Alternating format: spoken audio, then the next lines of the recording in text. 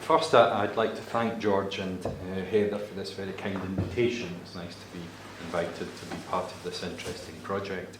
And George said it's all right that I'm going to go over the time probably, that's fine. And I think if you're ever fortunate enough to be invited to give a vertical reading, you should say yes immediately, and then say that you'll think about it and get back with a suggestion. Then go and check the remaining cantos very carefully and present your considered and measured choice. Don't say yes, that would be great, and rashly pluck some number out of the air just to find later that you can't find anything in them. They seemed like a good idea at the time, and then there's nothing. And I'll leave it to you to guess which of these I'm describing from experience. Paradiso 13 warns us against hasty judgments, Inferno 13 deals with the suicidal, and Purgatorio 13 curbs envy, and it's too late now to look at greener cantos over the fence. And in this talk then I'll be looking at the cantos 13, but also some of the problems in trying the vertical reading, and then I'll finally suggest some points of commonality, although I must confess with varying degrees of conviction. I should clarify from the beginning as well, this is always tricky in sort of academic type settings, that there are things in this talk which I think are funny, and so if you think something's funny, feel free to laugh, and if it's unintentionally funny, that's even better. So we can remember that Aristotle approves of human beings laughing. It's a sign of our humanity. I subtitled this talk Strange but True Sights and Sounds in Dante's 13th Cantos, but I'm sure many people are familiar with the short shelf life of lecture titles, and it seemed like a good idea at the time, maybe it still is, but I might subtitle it now, or subtitle it Improbable Interlocutors, or Don't Jump to Conclusions even if you think you see one, or a variation of the original, if I could do a good Cockney accent, Would You Adam and Eve It? Counting the cantos. In his 1992 article Parallel Cantos in Dante's Commedia, which George and Heather have mentioned in the publication of the first vertical reading, Richard Kay raises a real problem in approaching the vertical reading, namely how to count the cantos. He starts from the concluding words of each cantica. All of them, as I expect some of you know, end with the word stelle, and this suggested to Richard Kay a parallelism, this is something I'll talk about a bit more later as well, across the canticae, but one that counts back. So the sets of the three cantos are Inferno 34, Purgatorio 33, Paradiso 33, and so on. So this makes a kind of sense. And it's quite normal, of course, to read Inferno 1 as a kind of introduction to the whole of the Commedia, so that Inferno 2 is in some ways seen as the real beginning of the Inferno.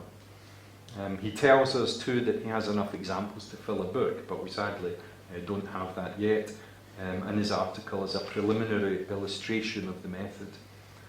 Kay provides us with 10 sets of examples, so it's a kind of rudimentary schema to begin with. And the types of parallels he suggests are verbal, naming the same object, the stele obviously is one, and this he also allows for similar rather than identical references. His second is looser types of similar reference, so groups or travellers or escorts found in each of the groups of three cantos. Direction, which is essentially reading back from the Paradiso to the Inferno, can clarify things for us. Underlying principles that the reader may discover, astrological parallels. The revealing of previously unnoticed sins in the Inferno is one he mentions. Progressive clarification of symbolism. Direction, but this time starting from Purgatorio, then to Paradiso, back to Inferno. Contrasts, dialectical relationships. And his conclusion then is to say what the poet has done is to incorporate into his poem a hermeneutic device that permits the reader, by comparison and contrast, to discover deeper meanings in the corresponding parallel cantos of the poem. Now, this is certainly very interesting, and some of the examples that he gives are suggestive.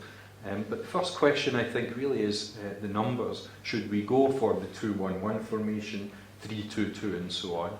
This would mean that today I would be looking at 13, 12 and 12, or 14, 13, 13. And sometimes that fits quite well, it seems to work better.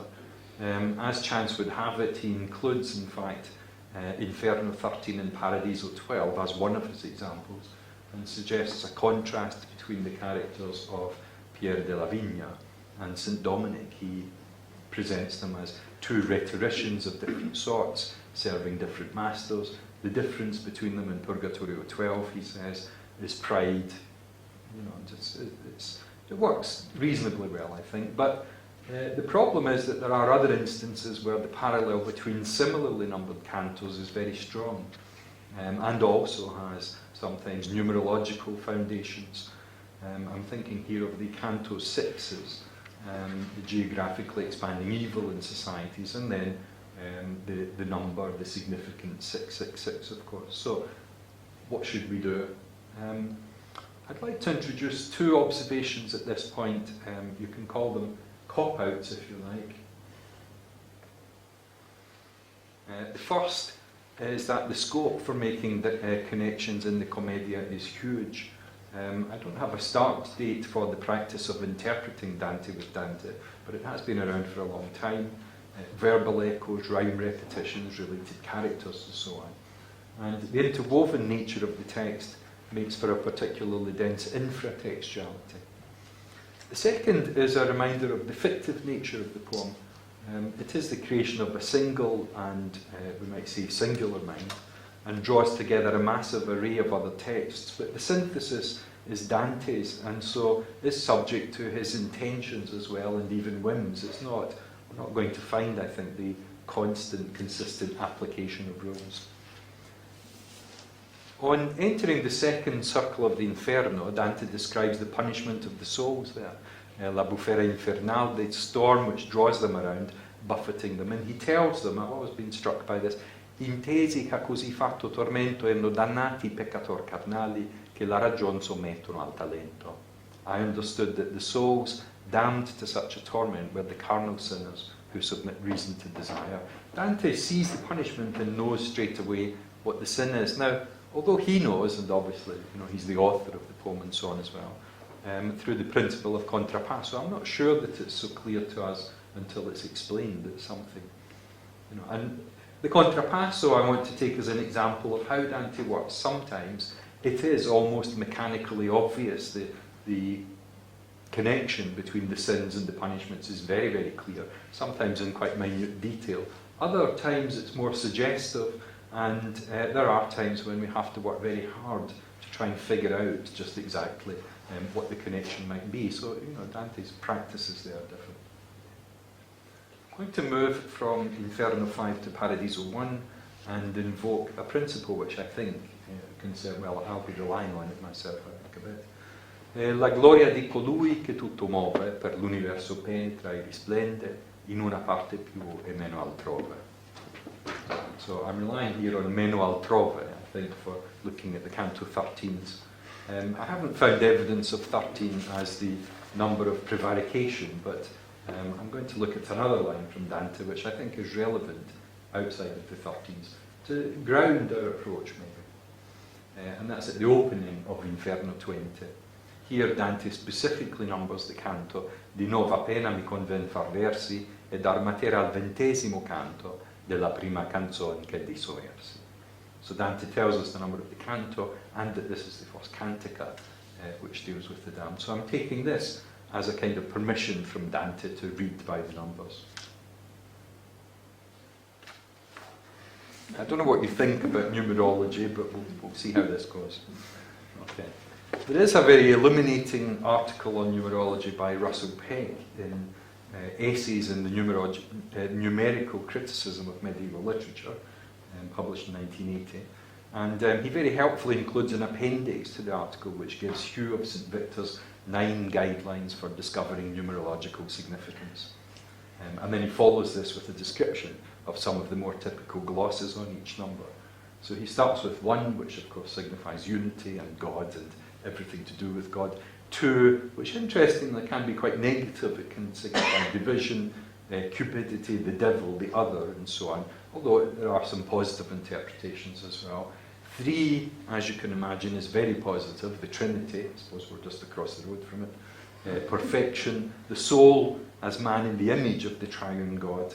And then by extension to 30, the books of the Bible, according to Hugh anyway. 4, what do we have? Elements, humours, conditions, directions, gospels, evangelists, virtues, branches of knowledge. 5 is quintessence, and so on. And he takes us all the way up to 12, which is abundance, and also the number of the apocalypse.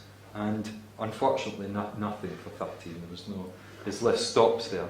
So I don't know if this is because of the apocalyptic nature of 12, but that's it.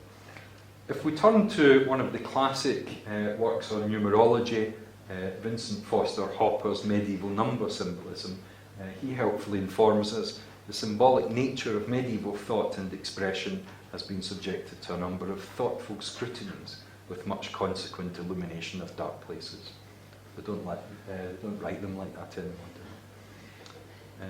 I should alert you that I'll be sharing occasional quotes of sort of dubious pertinence just because I like them. So. Okay.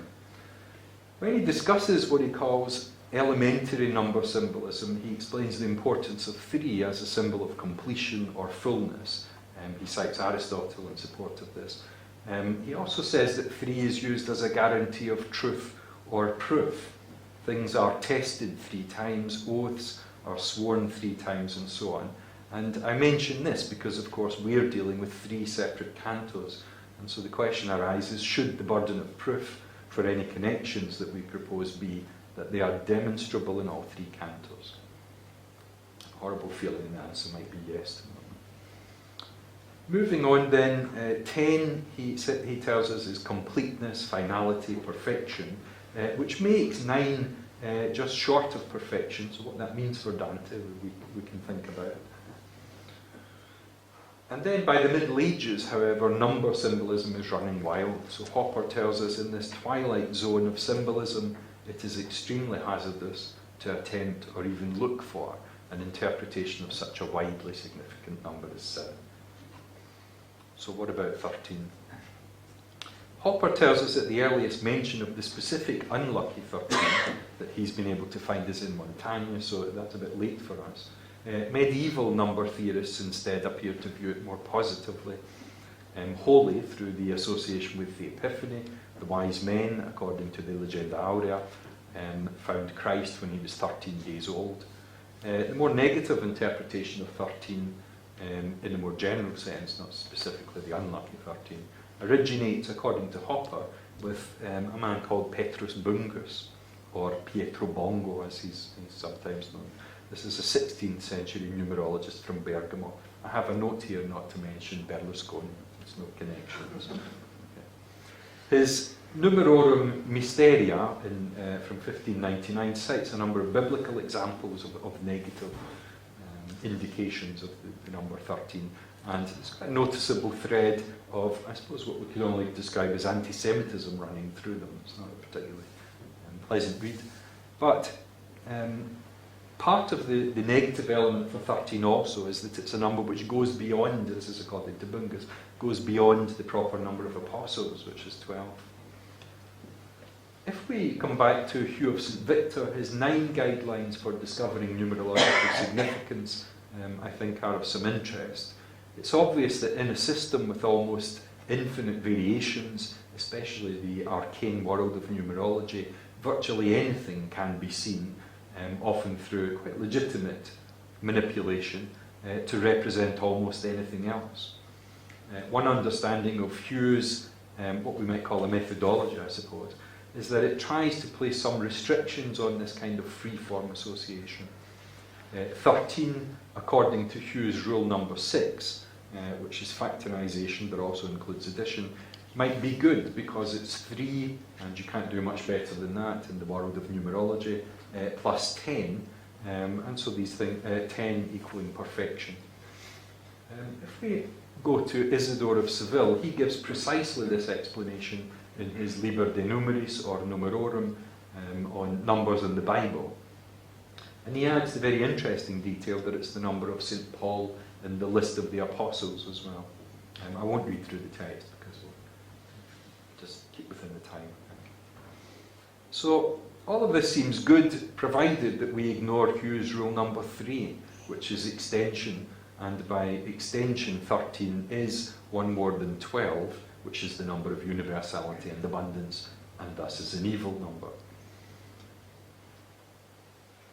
I'm hesitating because I'm not sure how to tell you that in some ways this has all been a dead end.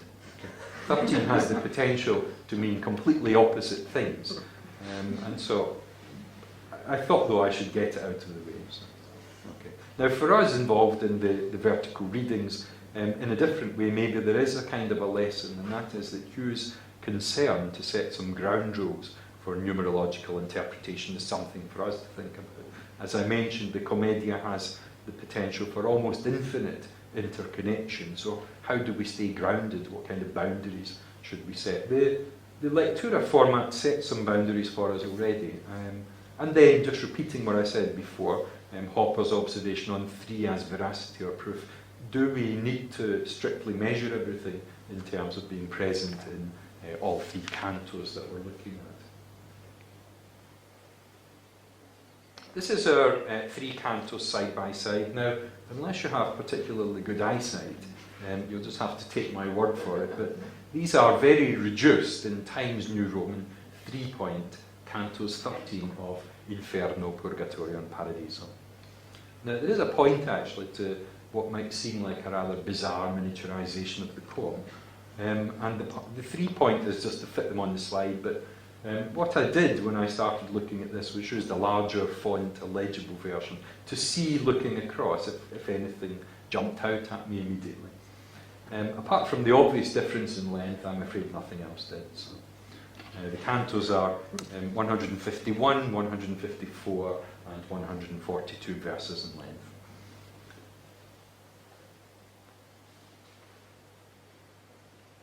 These are 2, they're not particularly legible either, they maybe look better on my screen. These are 2 outlines of the cantos from well-known editions, the Italian Bosco Reggio from 1979 and the Hollander edition and translation from 2000 to 2007. And the Hollander's on the right there and Bosco Reggio on the left. Now, obviously there is a certain amount of arbitrariness in deciding precisely where to draw lines of this kind, but the division of the canto into units is as old as the 14th century commentators.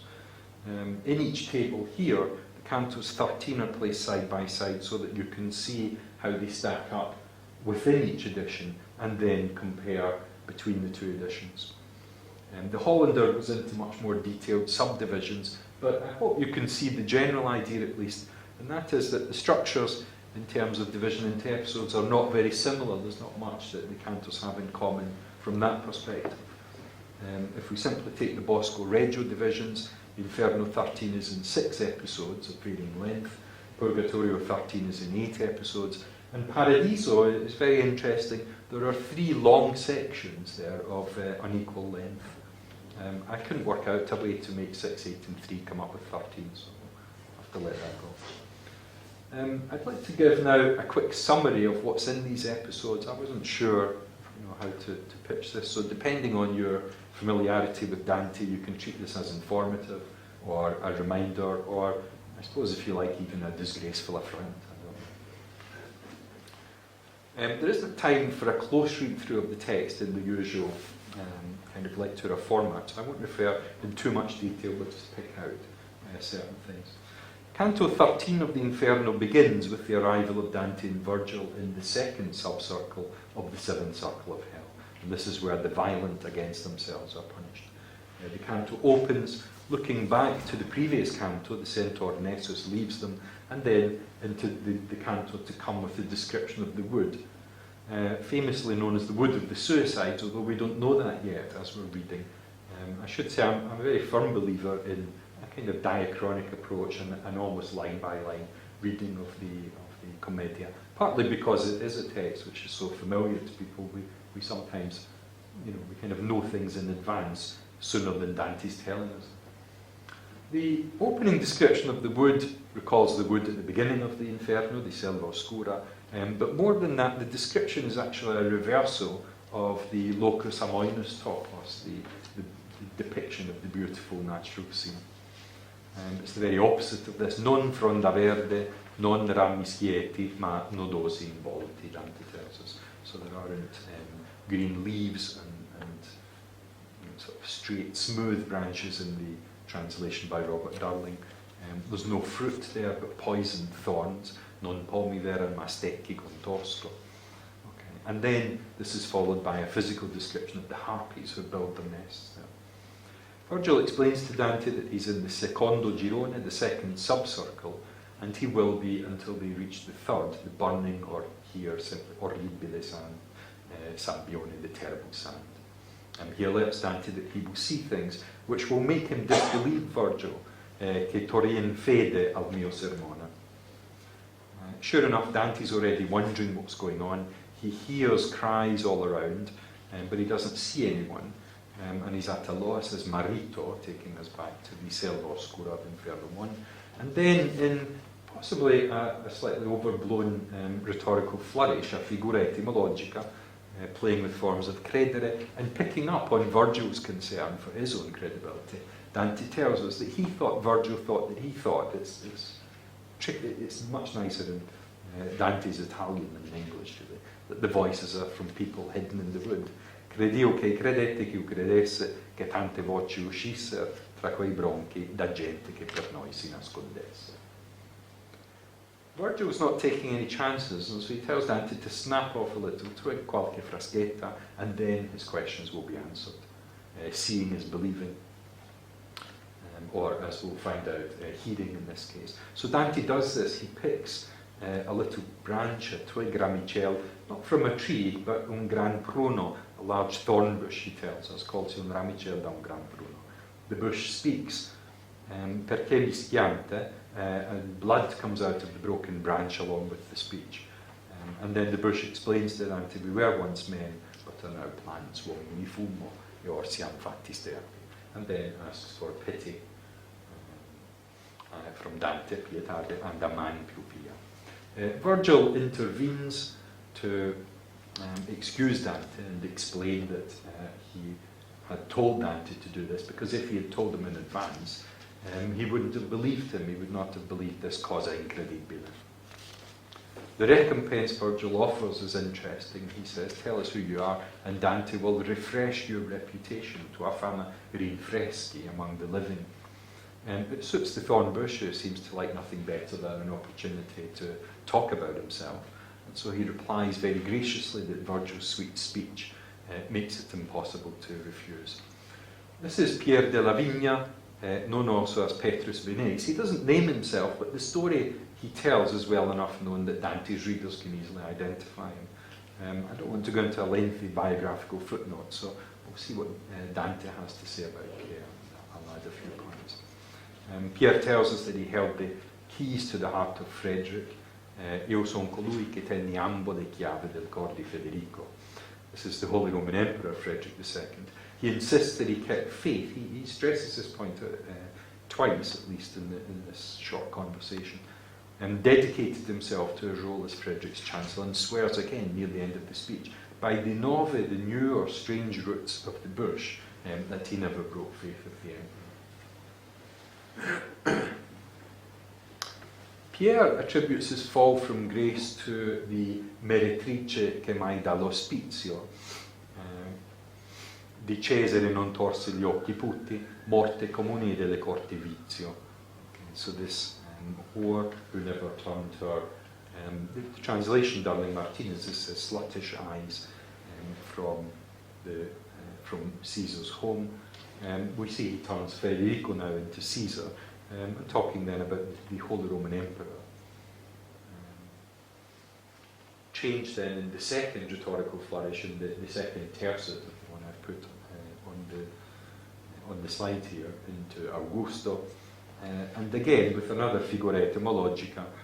He tells us infiamò contra me gli animi tutti ed infiammati infiammarsi Augusto che lieti onor tornaro in tristi lutti. So envy is what Pierre stresses as the source of his problems.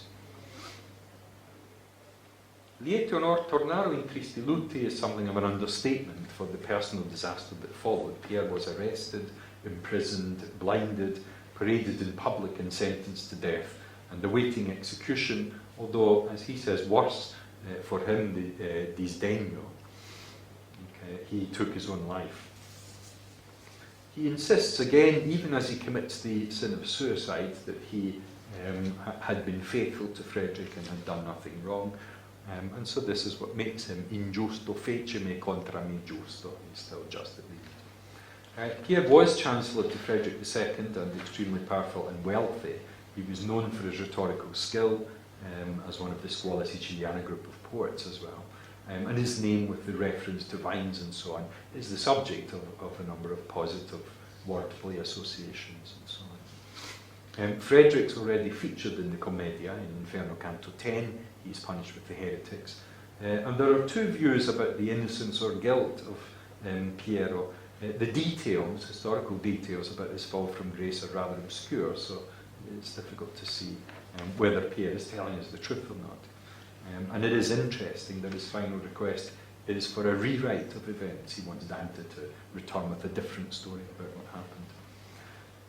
Virgil urges Dante to make the best of the opportunity and ask Pierre whatever he wants to find out. But Dante's overcome with pity too much. It's interesting that it looks as if Pierre's request for the man più pietade has had some effect. And so Virgil asks how these souls come to be here like this.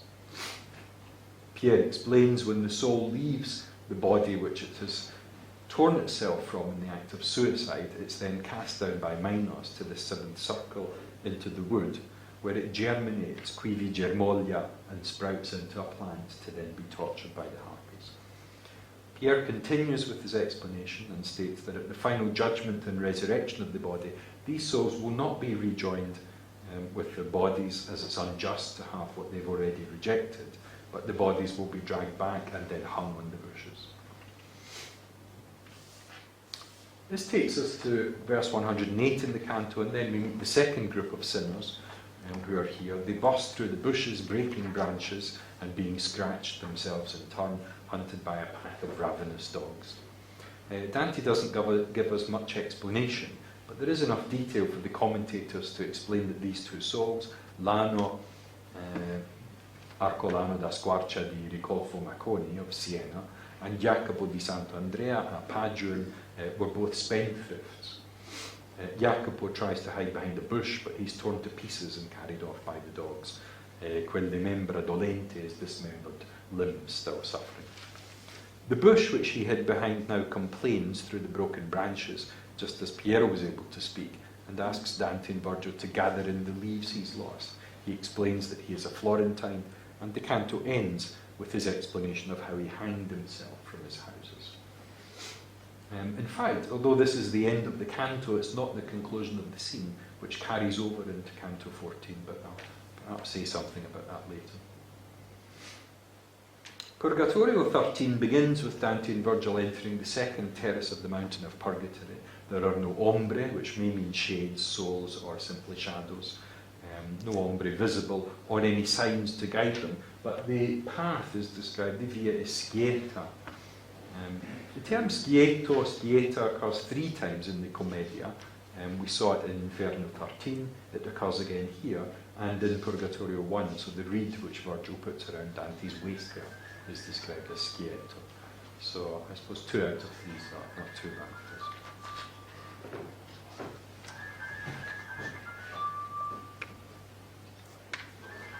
Essentially, there's nothing to see anywhere.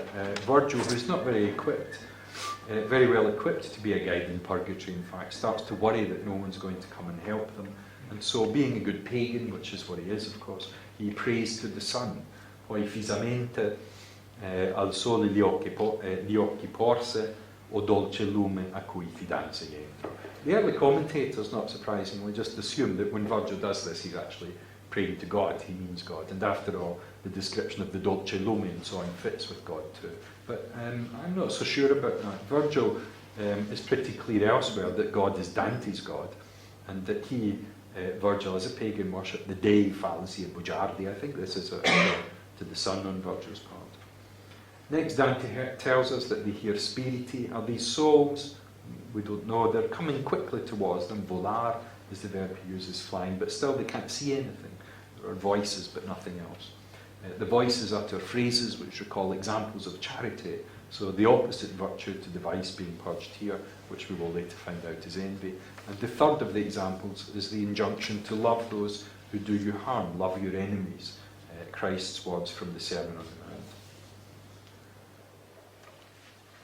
To Dante's question, che voci son queste, what are these voices? Virgil explains then at that point that envy is being purged here because he recognises what's happening, that this is the opposite virtue.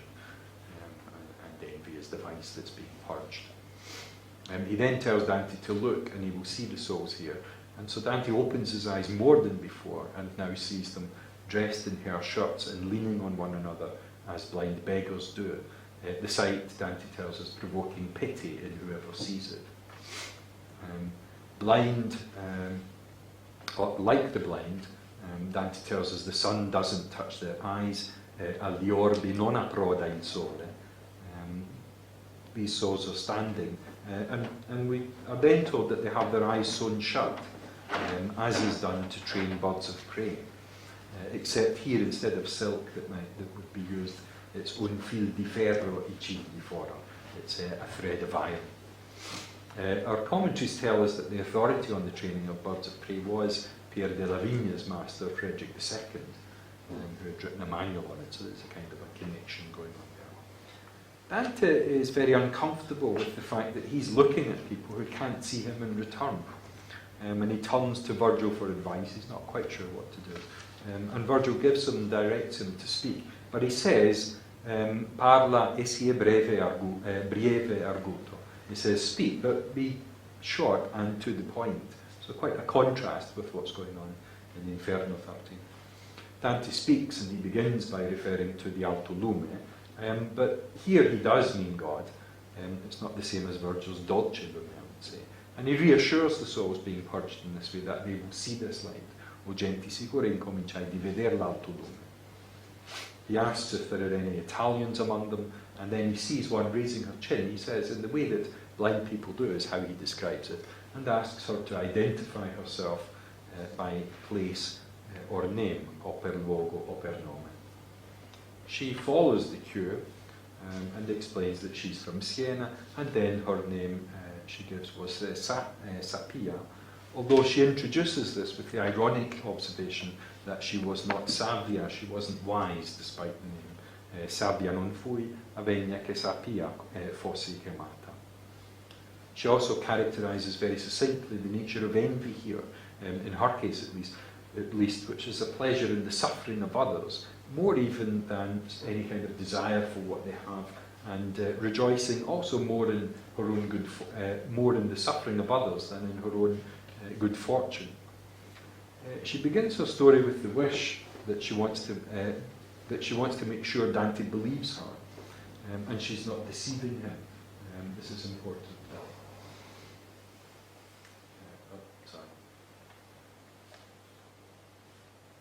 E perché tu non creda che io ti inganni, she says, this insistence again on credibility, on being believed. We can recall from Inferno 13 as well. She recounts then the story of her happiness at the rout of the Sienese Ghibellines, so her own people, at the Battle of Colle Valdelsa in 1269. In this rout, her own nephew, Provençal Salvani, was captured and killed. This is a man that Dante has seen already in Canto 11 among the souls purging pride. She ends her life repenting in sullo stremo, at the very end, pace voli con Dio in sullo stremo della mia vita. She explains that the prayers of a man known as Pier Pettinaio, a comb maker, but a pious man, have speeded her progress through purgatory. When she realises that Dante is still alive, because remember she can't see, she asks how, and Dante, he sort of deflects this question, but he offers to take news of her back to the living. This is an offer which she welcomes. And seems, I think, at the conclusion of the canto to return to her old habits in this final statement about the Sienese. Remember, she isn't finished with this terrace of purgatory yet, and so there are maybe some indications still of her previous envy, as this kind of hatred almost of others. Dante will find her relations among the gente vana, And in the concluding verses, she then mentions two hopeless pursuits of the Sienese, their attempt to establish a port at Talamone on the Mediterranean coast and to find the Diana, an underwater stream. She mocks the ammiragli, is the term which Dante uses here. Interpretations of this vary. Some people see it straightforwardly as admirals of the imaginary future Sienese navy. In his notes on this, Robert Hollander likens it to our Swiss navy expression. Counting their chickens here before the port of Talamone is properly hatched, or the contractors of the mining projects to find this elusive river, Diana, below Siena. Paradiso 13 opens with an address to the reader, which at 24 verses long is the longest canto opening sentence in the whole of the poem. Dante and Beatrice are in the fourth heaven, the heaven of the sun. They've been there since Canto 10. Here they meet the intellectuals, theologians, philosophers, historians, our friends from our numerological excursus, Isidore of Seville and Hugh of St. Victor are there. And in total there are 24 songs, two groups of 12. Remo Fasani in his Lectura Dantis Turricensis makes the interesting observation that there's a correspondence here between the number of souls in the four described as stars and the number of verses, the 24 verses it was given. It occurred to me if you add Dante and Beatrice, we get 26, which is 2 times 13. But I don't know if we're that desperate yet. In these 8 tercets, Dante calls on the reader to imagine, he says. He repeats this 3 times. It's the opening word of the first, third and fourth tercets. He describes the movement of the points of light, which first appeared in Canto 10, 12 of them there, and were then joined by the second group of 12 in Paradiso 12, the Canto 12 of Paradiso. So, tied up with numbers now. The lengthy opening then instructs the reader to imagine the brightness of these lights, like familiar stars and constellations in the sky, but formed instead in 2 circles. And having done that, the reader will almost, Dante tells us, have a shadow of the actual constellation, which is dancing around him and Beatrice, avrà quasi l'ombra della vera. So it seems a lot of effort just for an almost picture. The stars here sing, but not pagan songs, or we might add prayers to the sun, but they sing of the Trinity and the Incarnation. And then the light that had praised Francis of Assisi in Canto 11 speaks again, and this is Thomas Aquinas. Here he refers back to Paradiso Canto 10, verses 112 to 14, where he had mentioned the greatest of minds, referring to Solomon. You believe, he says to Dante, he charges him, tu credi che nel petto onde la costa si trasse per formar la bella guancia in cui palato a tutto il mondo costa. So he says to Dante, you believe that the greatest minds must be either Adam as the first man or Christ as second. And so you're wondering now what I said. I find this an interesting word. What I said above, suso, he says. So the sort of text is creeping into the narrative here. Open your eyes to what I reply, he says, or apri gli occhi a quel che io ti rispondo, which I think echoes the form of the medieval quaestio. Dante's about to get his own personal respondeo, his own personal response from Thomas Aquinas. And what he's going to tell him is it's not a mistaken belief. He's about to show how both he and Dante are correct. E vedrai il tuo credere il mio dire. He says both of them can stand. And he challenges Dante's belief and doubt over what he had said in Canto 10. In a lengthy explanation which follows about the nature of all created things, those mortal and immortal,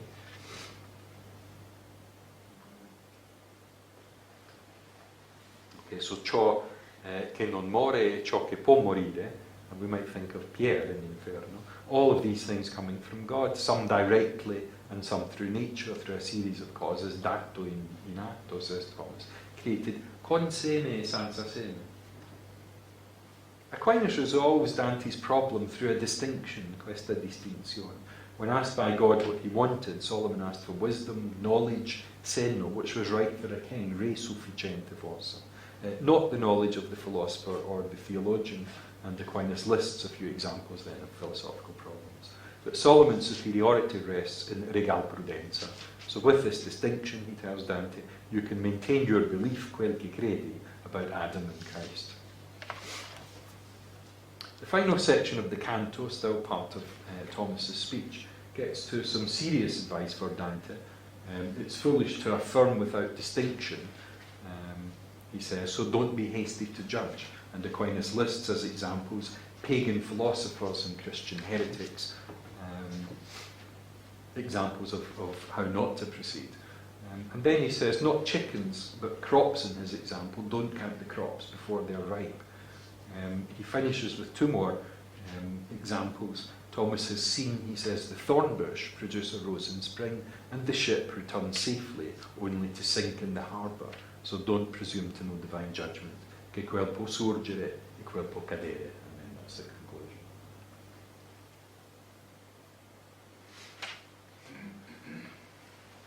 What do I mean by horizontal gravity and artificial endings? I want to consider each of our cantos within the context of its own cantica and raise a kind of general problem for lectura dantis of any kind. The individual canto as part of a group or run of consecutive cantos, these may be end-stopped so as to correspond with the end of an actual canto, or sometimes they run across canto beginnings and endings. So there's a kind of pull to the sides. This is what I mean by horizontal gravity. And this can simply be in the form of extended location or a theme or characters and so on. Against this, the formal canto ending may be regarded precisely as an artificial ending. It's not quite, a sort of soap opera cliffhanger format, but it breaks up this tidier containment, which I think I would emphasise quite strongly. It's a very interesting point to look at. The initial cantos of the Inferno, the first cantos in the Inferno are very self-contained. Dante sets up the formal structure of the 100 cantos and then breaks the rules. This is the kind of thing that she does. So we're left with the question of how self-contained an individual canto is. It faces the traditional lectura with its formal end stops, and it's multiplied by 3 now in the vertical reading. So don't worry, I'm not going to get into more numerology. Oddly, the horizontal pull is reflected in a kind of critical tug of war as well. There are Dante scholars who assert the primacy of the cross-canto units, and others the formal canto division. So Dante's causing more trouble by having his cake and eating it, I suppose. The diagram which I put up here shows us very briefly how our cantos stand in terms of these horizontal units.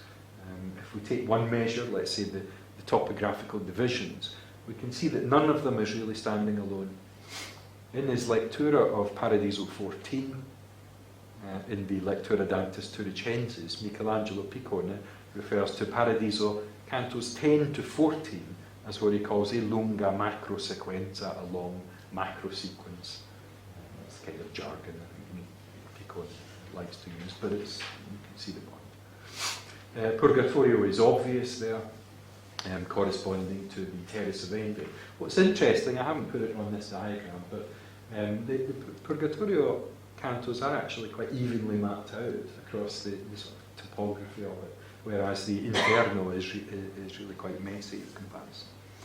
Going to Inferno 13 then, we're told that it has a beginning which is strongly linked with the preceding canto, and it also spills over into the canto after it, kind of leaking at both ends. So the end, but not the conclusion of the canto, of Canto 13 of the Inferno, I think is particularly striking for this interruption of the final episode. So there's the conversation with this minor character, and it seems as though it's stopped, but then the scene continues in the next canto.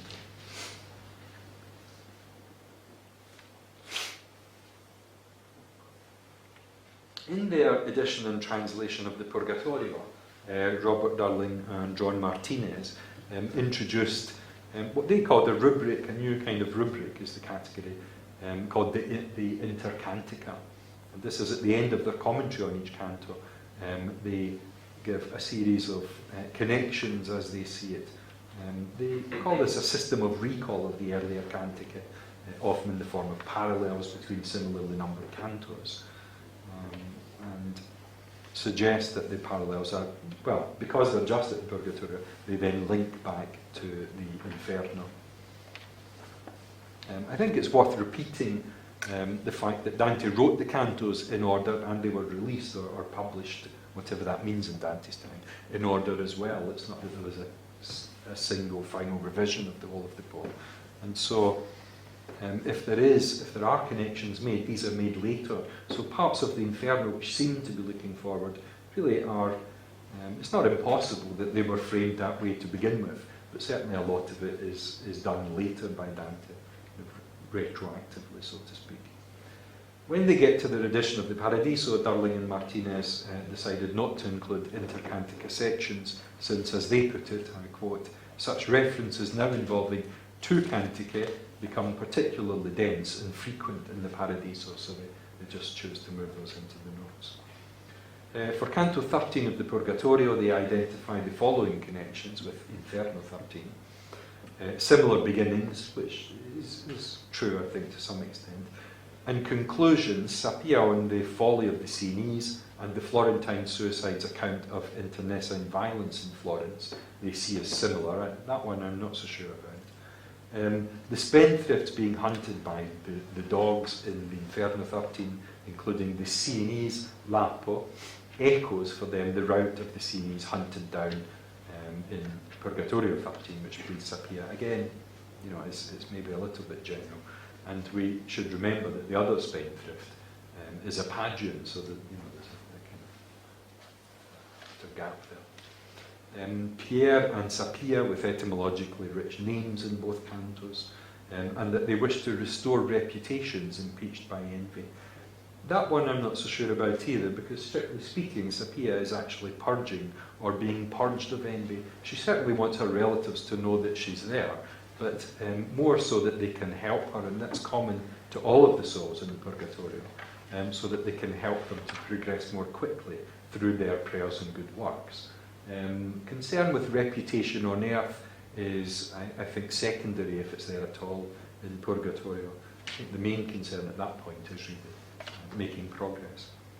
Envy as the vice of courts, there is a very definite link there, certainly, and the occhi putti, the eyes of envy, in the metaphor used by Pierre in Inferno 13, is very clearly linked, I think, with the sewing up of the eyes of the souls in Purgatorio 13. The idea, though, that the vice of the imperial court in Piero becomes the vice of the city republic in Sapia, I don't think is quite so clear. I don't know if Sapia is being presented as a representative figure of city republic life. Maybe.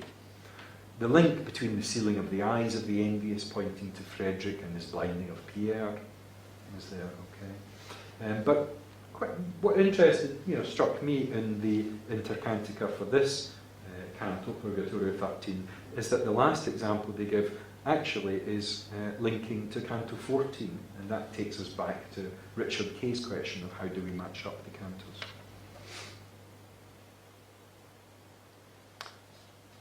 I've been to some lectures where, in conclusion, through a brilliant display of, I suppose, rhetorical prestidigitation and sleight of tongue, the speaker pulls a metaphorical rabbit out of the hat. Well, I don't have a hat today, I'm afraid.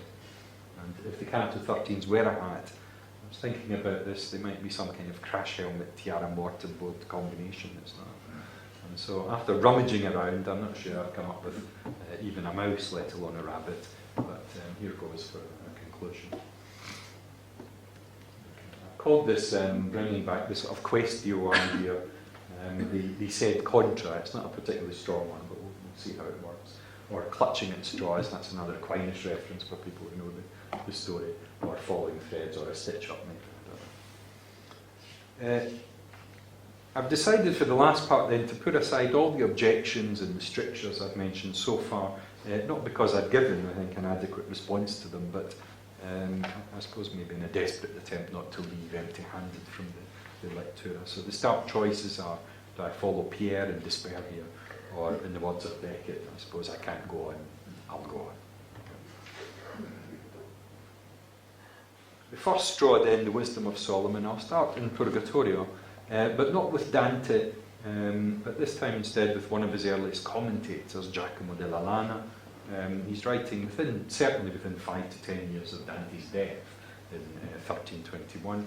And Lana, as he frequently does, uses the beginning of the canto for a nota, in which he discusses in more general terms what's in the canto, but he also uses it as an opportunity to expand on things which interest him. Sometimes, we can't see a clear, obvious or direct connection. Here he decides, this one is clear enough, here he decides to speak about envy. He refers us to Aristotle's rhetoric as the source and authority for what he's saying. And he does repeat a lot of what's there, but he adds things as well which are interesting. He says envy is looking at the achievements, the progress of lo prossimo, the person next to us. And then he adds, ora è da sapere che invidia non cade tra quelli che le sue facoltà sono molti distanti, ma cade tra quelli i quali sono per gloria vicini. E questo avviene perché quelli che sono così distanti non si approvano da adeguarsi in gloria insieme, e però non si trova invidia da uno villano a uno re, per quello che sono troppo distanti in facoltà. Similmente non si trova invidia tra quelli che sono in grande distanza di luogo, come dello re da Siria a quello d'Inghilterra. Similmente non si trova invidia tra quelli che sono distanti in tempo, come essere stato al tempo d'Aristotele ad essere mo. Ancora nullo ha invidia a quello che egli sa che non è sufficiente, sì come l'uomo ad essere uccello. That's the end of a whole lyric poetry gone at the last one there, isn't it? The peasant, then, he tells us, doesn't envy the king. Distant kings don't envy each other, not the mandibults. So I've written here pace petrarchs. Aristotle doesn't mention kings, he just talks about great men. But the interesting idea here, I think, for reading the Canto 13s together are precisely proximity, first of all, and then this example, which Lana adds in, of kings. The absence of envy allows Thomas Aquinas in Paradiso 13 not to praise so much, but simply to recognise and then explain the superiority of Solomon in terms of regal prudenza. So regal prudence or knowledge. In the mean spirit of Sapia, maybe this is a poor reflection on me, but I wondered in a mild way actually about it. I noticed that Thomas also spends some time, maybe a bit more than he does on Solomon, outlining the different and maybe implied superior wisdom of the philosophers and the theologians. They're dealing with the really difficult things, not the regal prudence. One thing to note is that the explanation given by Thomas is actually one of categorization, and that being first in the regal prudenza does not make Solomon wiser overall than Christ or Adam. This is how he and Dante can both be correct. In the terms of Lana, and I suppose Aristotle then, putting aside the fact that being in heaven means perfection anyway, we might note that this explanation provides in a way the distance that we're told excludes envy. Their respective wisdoms belong to different branches of knowledge. What does Solomon ask for? This is the text from the first book of Kings. It's quite long, so I've just underlined and put in bold the relevant parts. But basically God appears in a dream and asks Solomon, ask what I shall give you. What would you like? And Solomon says, then give thy servant therefore an understanding mind to govern thy people, that I may discern between good and evil. God then is pleased by this. It pleased the Lord that Solomon had asked this. Because you have asked this, and have not asked for yourself long life, or riches, or the life of your enemies.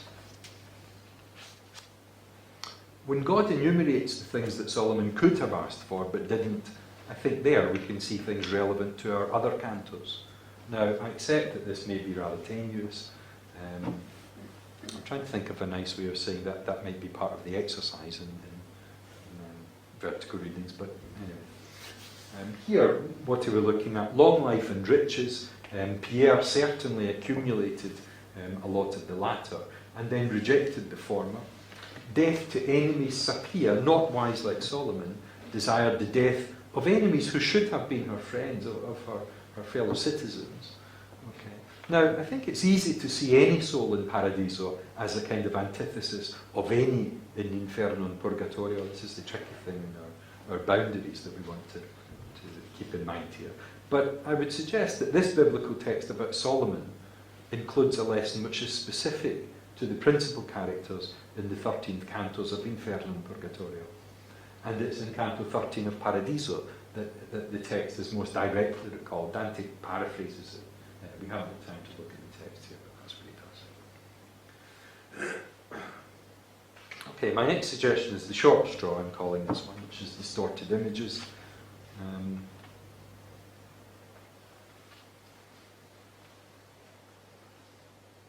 The distortion in the Paradiso, I won't read through the whole text here, but in the Paradiso there's a warning against the distortion of Scripture in particular, and Dante uses this example of the sword.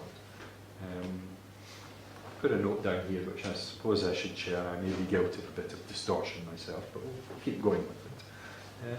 If we take this idea back to the Purgatorio, the closing of the eyes of the envious, these are the occhi putti of Inferno 13, is an obvious corrective to a distorted vision as well. Sapia's ill will towards her own people is a distortion of what should properly be, and I'm going to step into Inferno 14 here, the carità del natio loco. Okay.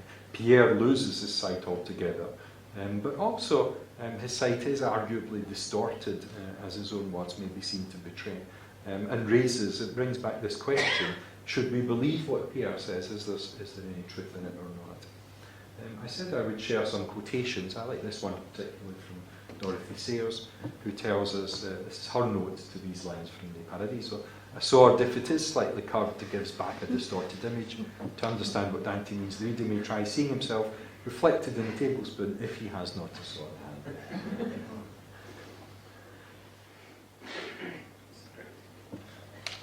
The scholastic straw, or being, in Inferno 13, despite the fact that Virgil doesn't give us his injunction, or doesn't provide us with the injunction he often gives Dante to hit the Aristotle books, maybe because Virgil doesn't understand what's going on and has to get Pierre to explain it to him. There's no explanation of this kind, but we do find something very interesting in Lana again, the commentator. Lana tells us, or fa tale trasmutazione Dante per allegoria che gli dice l'uomo quando è nel mondo è animale razionale, sensitivo e vegetativo. Quando incide se stesso, el conferisce a cotale morte solo la possanza dell'anima razionale e sensitiva.